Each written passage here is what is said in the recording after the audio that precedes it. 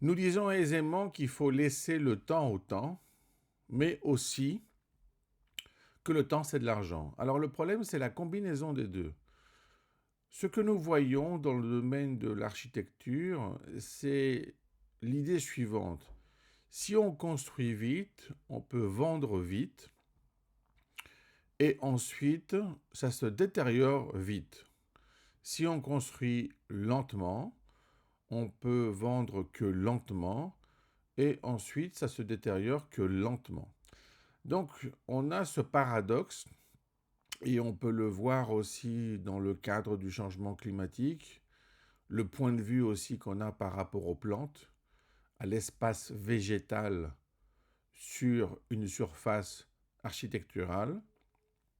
Et maintenant, on se rend compte qu'au lieu de construire vite et de se baser sur la climatisation, on peut construire plus lentement et d'utiliser en même temps les compétences de la nature, c'est-à-dire appliquer sur les surfaces créées par l'architecture une autre architecture, une architecture végétale qui permet finalement, par exemple, de se protéger du soleil, d'augmenter l'humidité locale, de descendre donc la température, finalement d'avoir un système qui n'est pas fabriqué simplement pour faire vivre les gens à l'intérieur, mais qui vit en lui-même, à l'extérieur aussi, finalement, avec ce point de vue, il vit aussi avec les autres. Je veux dire par là, avec les autres bâtiments. Donc finalement,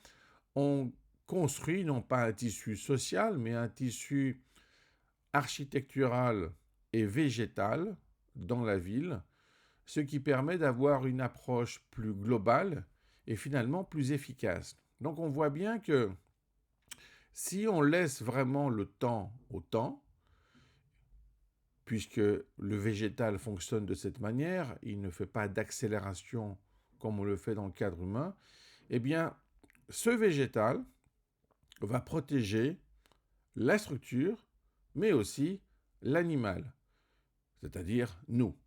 Donc, finalement, en utilisant ce principe de laisser le temps au temps sans se restreindre au principe le temps c'est de l'argent, on voit que on peut réaliser des choses totalement impensables il y a quelques décennies. Pourquoi ?